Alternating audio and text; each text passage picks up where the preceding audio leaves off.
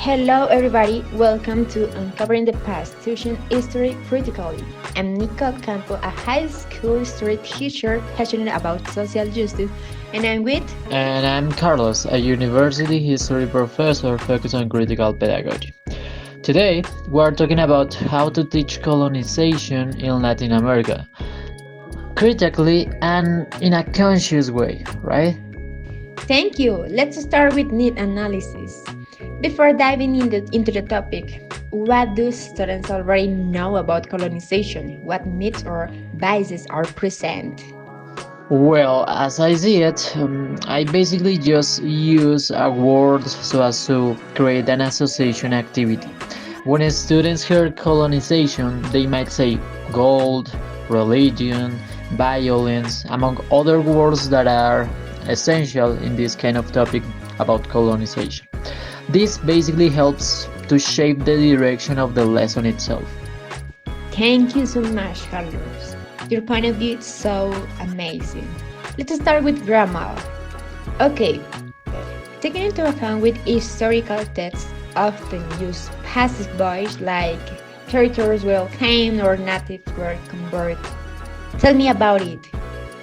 Exactly, that's an important point of view to take into account too. Okay, well, in my case, I just guide my students basically to find those missing agents that we have into this topic. Then we rewrite Spanish soldiers claim the land or Prius forced conversation, right? Some kind of sentences that make them kind of understand better what the grammar is talking about, and also trying to teach how that happened in that kind of moment in the past. Also, this basically try to reveal the power of structures that we have in grammar every single time. Yeah, that's true. I couldn't be more agree up with your point of view. Okay, let's start by task-based project. Tell me about it in your classroom. What do you did? Well, when it comes to task-based projects, one task that I love the most is that the students will basically try to act as indigenous people, or they will basically try to catch kind of a role in this kind of place, the colonization, and then, well, they will be able to show us how that happened in an historical way and also doing kind of a role play. Sure, Carlos. Or they create a short podcast or documentary from an active community's point of view. It combines research, empathy, and storytelling. What do you think about it? I believe that you are a great teacher. So let's start with a rethinking assessment. Why? Because the assessment must reflect more than knowledge. It should value process, voice, and perspective. I would like to know about your rubric, so you can tell me.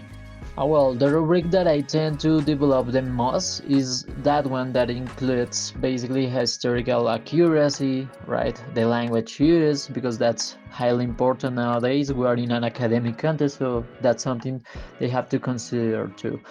And well, something else is that they will have the possibility to create some sources, right? So as to develop all of it, and of course they will be able to engage people with those.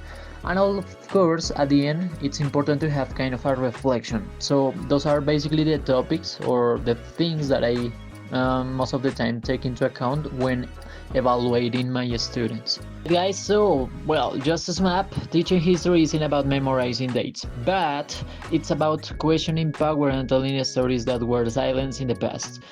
So basically, the overall that we want to mention over here is that needs analysis. It's an important stage so as to try to cover up all the needs our students are experiencing in that kind of matter.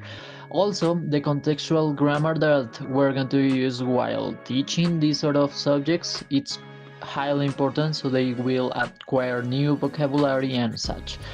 Also, task-based learning, it's an important tool we have to take into account so as to develop different kind of projects in which they will be able to perform that kind of a scenario. And of course, The part that is the most important over here is how we are going to evaluate our students. How will be that assessment process? So, well, basically, we touch some kind of over here topics that people have to take into account in regard to this matter.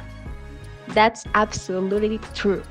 With need analysis, contextual grammar, test-based learning, and meaningful assessment, we transform how students see the past. And as you know, teaching history, especially complex and painful topics like colonization, requires more than delivering dates, names, and textbook facts. It demands that educators become facilitators of critical thinking, emotional awareness, and social responsibility. To truly engage students and help them understand the deeper layers of history, teachers must begin with a solid foundation, a thoughtful meta analysis. This involves uncovering students' prior knowledge, assumptions, and cultural perspective. It means asking what do students think they know, what voices have they heard, and which have been silenced.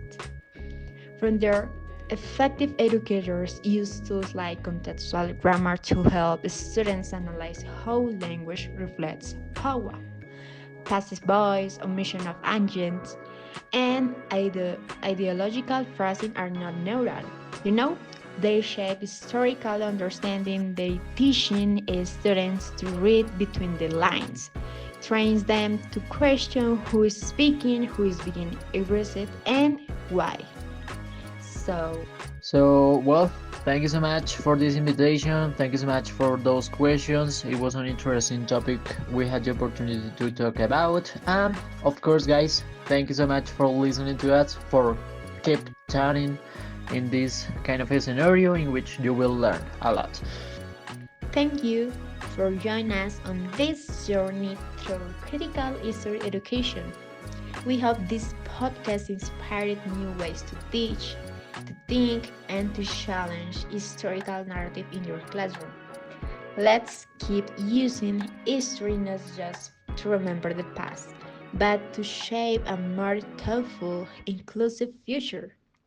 Keep questioning, keep listening, keep teaching with purpose. Thank you so much.